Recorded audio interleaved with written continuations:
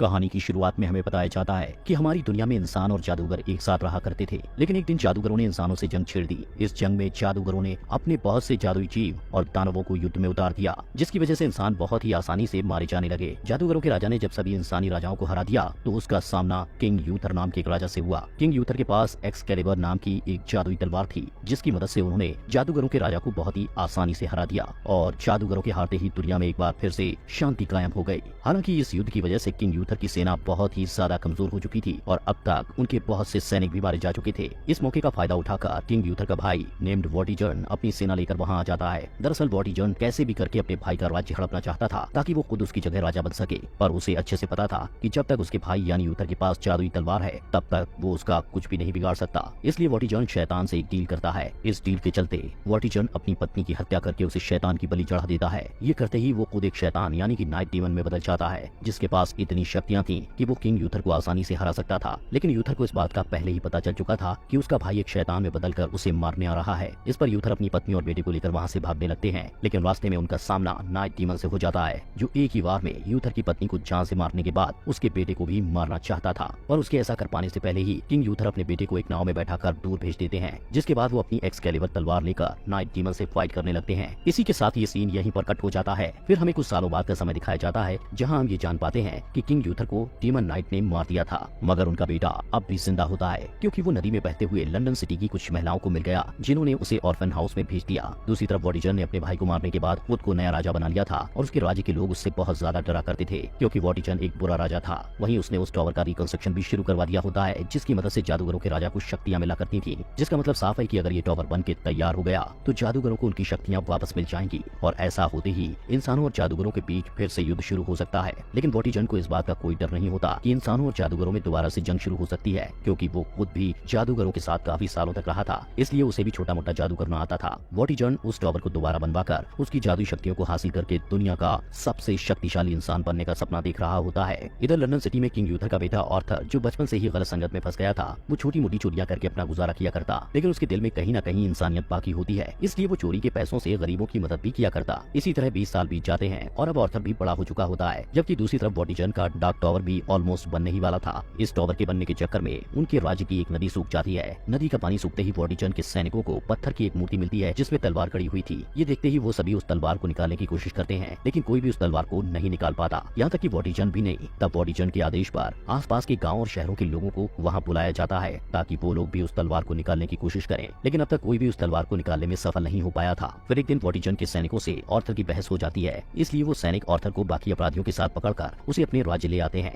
जहाँ आर्थर को भी वो तलवार निकालने का ऑर्डर दिया जाता है। अब आर्थर जैसे ही उस तलवार को टच करता है, वैसे ही उसे कुछ विजन नजर आने लगते हैं, साथ ही साथ उसे अजीब सी शक्ति का एहसास भी हो रहा था। लेकिन इस सब के बावजूद वो उस तलवार को खींचकर पत्थर से बाहर निकाल लेता है। ये देख के सभी हैरान रह जाते हैं और वॉटिजर्न को भी समझ आ जाता है कि आर्थर ही किंग यूथर का बेटा है, क्योंकि वो तलवार कोई आम तलवार नहीं बल्कि किंग यूथर की एक्सकैलिबर तलवार होती है, जिससे यूथर ने पिछले युद्ध में जादूगरों के राजा को हराया था। हालांकि तलवार की शक्तियों के कारण आर्थर बेहोश हो जाता है और वॉटिजर्न के साथ राज्य के लोगों को भी पता चल जाता है कि आर्थर ही यूथर का बेटा है। अब इससे पहले कि राज्य के लोग वॉटिजर्न के खिलाफ बगावत कर पाते, वो आर्थर को जेल में डलवा देता है, लेकिन इसके बाद भी राज्य के लोग बगावत कर देते हैं, क्योंकि उनका असली राजा यानी यूथर का बेटा आर्थर वापस आ चुका था। इस पर वॉटिजर्न जेल में आर्थर से मिलने जाता है, जहाँ वो आर्थर से कहता है कि मैं कल तुम्हें सबके सामने उस तलवार को उठाने के लिए कहूंगा, लेकिन तुम उस तलवार को मत उठाना। अगर तुमने मेरी बात नहीं मानी तो मैं जेल में कैद तुम्हारे बाकी साथियों को जान से मरवा दूंगा। फिर अगले दिन आर्थर से कहा जाता है कि वो उस तलवार को उठाकर उसकी शक्तियों का प्रयोग करे, लेकिन आर्थर ऐसा नहीं करता, क्योंकि उसे अपने दोस्तों को बचाना था। इस पर वॉटिजर्न अपने राज्य के लोगों से कहता है कि आर्थर एक बहरूपिया है और ऐसा कह के वो उसे मौत की सजा सुना देता है। अब इससे पहले कि आर्थर को मौत की सजा दी जाती, वहाँ मैग नाम की एक जादूगरनी, जिसके अंदर जानवरों को कंट्रोल करने की शक्तियां होती हैं, वो काफी सारे जानवरों को कंट्रोल करके वॉटिजर्न के सैनिकों पर हमला करवा देती है। तभी वहाँ यूथर के सबसे वफादार आदमी आकर आर्थर की जान बचा लेते हैं। वो सभी आर्थर को बचाकर अपने इलाके में ले जाते हैं, जहाँ आर्थर एक बार फिर उस तलवार को उठाता है, लेकिन ऐसा करने से वो दोबारा से बेहोश हो जाता है। यहाँ पर सभी लोगों ने आर्थर को अपना राजा मान लिया होता है, लेकिन आर्थर को इस बात पर विश्वास ही नहीं होता कि वो उनका राजा है। तब मैग उस तलवार पर अपनी जादुई शक्तियों का प्रयोग करके ये पता कर लेती है कि आर्थर के साथ बचपन में क्या हुआ था। साथ ही साथ उसे ये भी पता चल जाता है कि आर्थर अपनी पुरानी यादें भूल चुका है। वो उसकी यादें वापस लाने के लिए ये फैसला करती है कि वो उसे डार्कलैंड में भेजेगी, जहाँ जाकर आर्थर को सब याद आ जाएगा। आगे हम आर्थर को डार्कलैंड की ओर जाते हुए देखते हैं, जहाँ उसका सामना बहुत सारे मैजिकल क्रिएचर्स और सांपों से होता है, जिन्हें वो एक एक करके मारते हुए आखिर में उस टावर तक पहुँच जाता है, जहाँ जाने के लिए मैग ने उससे कहा था। वहाँ पहुँचते ही उसकी एक्सकैलिबर तलवार चमकने लगती है और तलवार के चमकते ही आर्थर को सब कुछ याद आ जाता है। अब हमें आर्थर के फ्लैशबैक में दिखाया जाता है कि उस दिन डीमन नाइट और यूथर के बीच हुई फाइट में डीमन नाइट भारी पड़ रहा था, लेकिन यूथर ने अपनी एक्सकैलिबर तलवार को हवा में उछालकर खुद उसके नीचे आ गया, जिससे वो तलवार यूथर की पीठ में जा लगी और वो पत्थर की मोती में बदलकर पानी में जा गिरा। दरअसल यूथर ने तलवार की शक्तियों से खुद को पत्थर में इसलिए बदला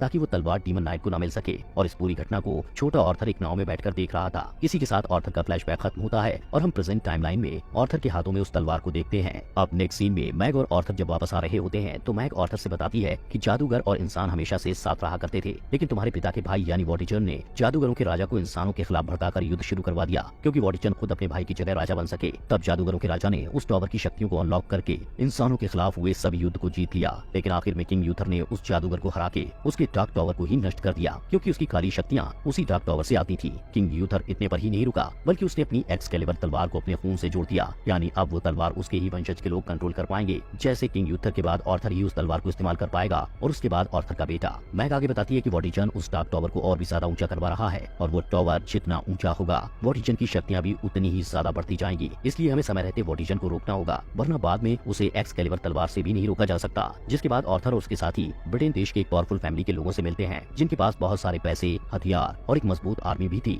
यहाँ ऑर्थर उन्हें समझाता है कि वो राजा बनने के योग्य है, क्योंकि वो किंग यूथर का बेटा है, जो इस राज्य का असली वारिस है। ये सुनके वो परिवार भी ऑर्थर का साथ देने के लिए तैयार हो जाता है, और अब उनका सबसे पहला मिशन डार्क टॉवर को कंप्लीट होने से रोकना है, जिसके लिए वो लोग एक शिप को पूरी तरह से बर्बाद कर देते हैं, क्योंकि उसी शिप में डार्क टॉवर को बनाने का रॉ मटेरियल ले जाया जा रहा था। वो लोग इतने पर ही नहीं रुकते, बल्कि वो लोग वॉटिचन के कैस्टल में भी आग लगाने के बाद वॉटिचन को मारने की प्लानिंग में लग जाते हैं। लेकिन वॉटिचन को उनके प्लान का पता चल जाता है, इसलिए वो अपना एक बहरूपिया तैयार करता है, जिसे ऑर्थर का एक साथी तीर चलाकर जान से मार देता है। अब उसके मरते ही वॉटिचन के सैनिकों को ऑर्थर के साथियों की लोकेशन पता चल जाती है कि आखिर वो लोग कहाँ छुपे हैं। जिसके बाद वो लोग मैग को भी पकड़ लेते हैं। ऑर्थर अपने साथियों को मुसीबत में फंसा दे अपनी एक्सकैलिबर तलवार को उठा लेता है, और फिर वो उसके एक ही वार से वॉटिचन के सभी सैनिकों को मार गिराता है। ये देखकर हम समझ पाते हैं कि उसकी तलवार में अनलिमिटेड पावर्स हैं। हालांकि इतने सारे लोगों को मारने के बाद ऑर्थर को बहुत दुख होता है, क्योंकि वो सैनिक तो सिर्फ अपने राजा का ऑर्डर फॉलो कर रहे थे और उनकी ऑर्थर से कोई पर्सनल दुश्मनी नहीं थी। इसी समय वॉटिचन भी उसके एक साथी को जान से मार देता है। जिसके बाद ऑर्थर अपने बाकी साथियों को एक नाव से लेकर दूर चला जाता है। वो आगे जाकर अपनी तलवार को नदी में फेंक देता है, क्योंकि इस तलवार से हुई तबाही ने उसको बहुत सैड कर दिया था। तभी गॉडेस ऑफ रिवर नदी में ऑर्थर की तलवार को पकड़ के ऑर्थर को भी नदी में खींच लेती है। यहाँ वो ऑर्थर को भविष्य के विजन दिखाती है, जिसमें वो ये देखता है कि हर तरफ तबाही का मंजर है। इस विजन को दिखाने के बाद गॉडेस ऑफ रिवर उससे कहती है कि अगर तुमने वॉटिचन को नहीं हराया तो भविष्य की दुनिया का यही हाल होगा, इसलिए तुम एक सच्चे वॉरियर की तरह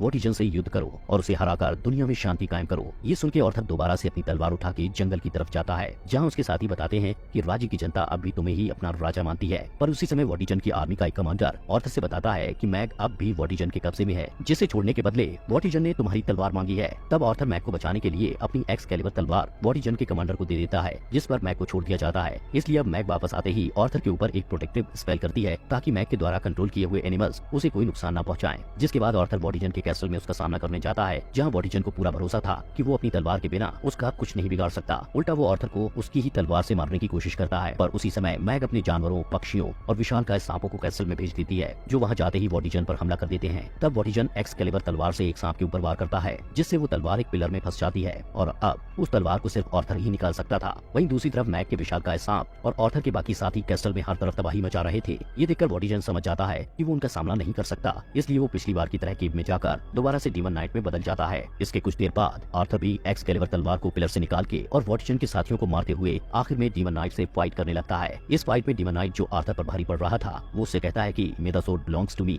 और यही बात उसने अपने भाई यूथर से भी कही थी। ये सुनकर आर्थर को बहुत ज्यादा गुस्सा आता है और वो गुस्से में डीमन नाइट पर एक के बाद एक कई वार करता है, लेकिन वो अपनी डीमन नाइट को नहीं हरा पाता। तब उसे समझ आता है कि अगर वो इस तलवार की शक्तियों का फुल पोटेंशियल में यूज करना चाहता है तो उसे शांत रहना होगा। फिर वो अपने गुस्से को शांत करके डीमन नाइट पर वार करता है, जिससे आखिरकार वो उसे मारकर उसके असली फॉर्म यानी वॉटिचन के रूप में ले आता है। यहाँ घायल होने की वजह से वॉटिचन मारा जाता है। वॉटिचन के मरते ही डार्क टॉवर भी डिस्ट्रॉय हो जाता है, यानी अब उनके राज्य में फिर से शांति लौट आई है। इस कहानी के लास्ट सीन में हमें दिखाया जाता है कि ऑर्थर को उस राज्य का राजा बना दिया है, और इसी के साथ ये कहानी यहीं एंड हो